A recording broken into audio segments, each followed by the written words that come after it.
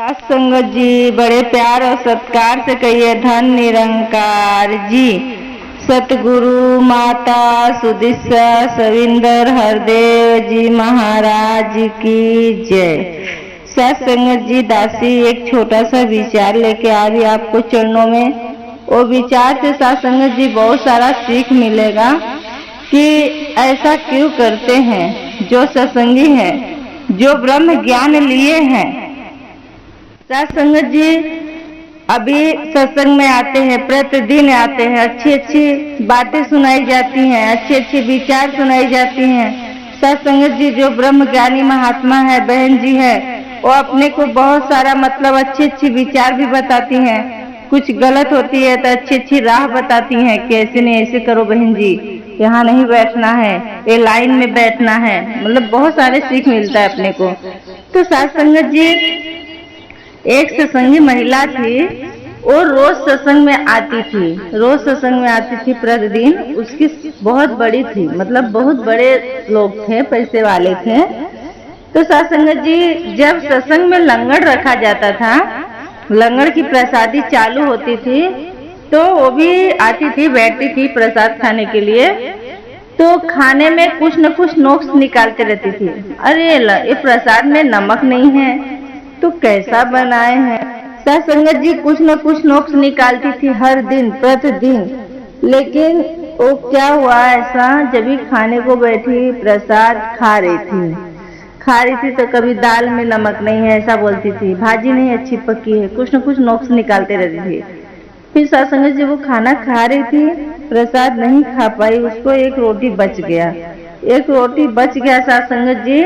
तो उसने अब देखी आजू बाजू में कोई देख तो नहीं रहा है, ऐसा देख ताक के वो अपने पर्स में रोटी डाल ली, पर्स में रोटी लेके डाल ली। जब गई थाली रख दी, थाली रखने के बाद में उसने क्या की, जा रही थी अपने घर के तरफ जाते जाते उसको एक कूड़ादान दिखाई दिया।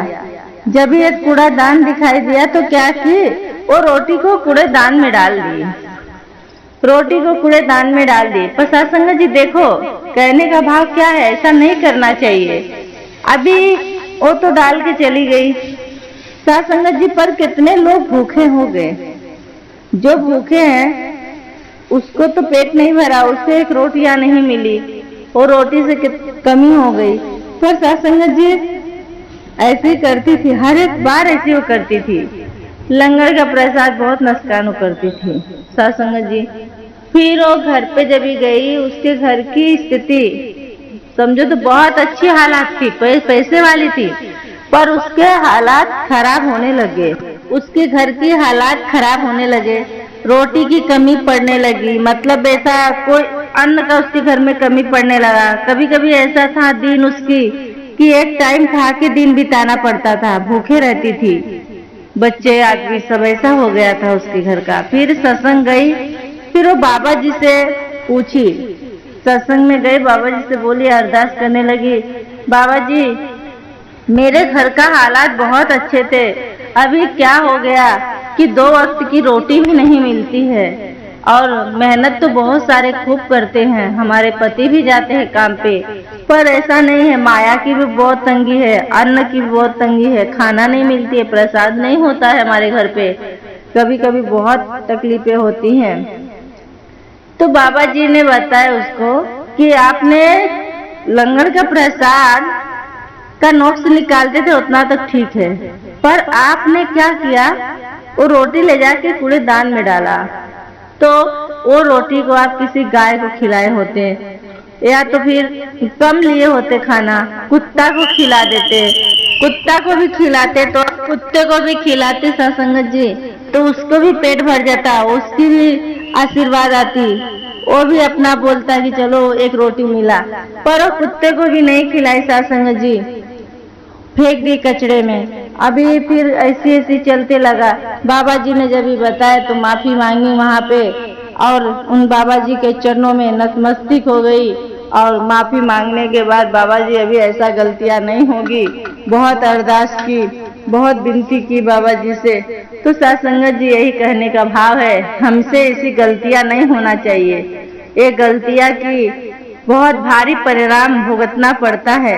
तो इसीलिए कहने का भाव यही है साथ संगत जी, जो आता है सदगुरु माता जी का वचनों का पालन करो, एक एक बातों पे ध्यान रखो साथ संगत जी, नुकसान नहीं करना चाहिए प्रसाद। इसीलिए बहुत सारे अपने आप को तकलीफें झेलनी पड़ती है साथ संगत जी। साथ संगत जी, दासी से कुछ बोलने में गलतियां हुई रहेगी तो दासी को भी क्षमा करना, और साथ संगत जी बोलने में कुछ भी गलती हुई होगी तो क्षमा करो। और साथ संगत जी बहुत प्यार और सत्कार से कहिए धन निरंकार जी।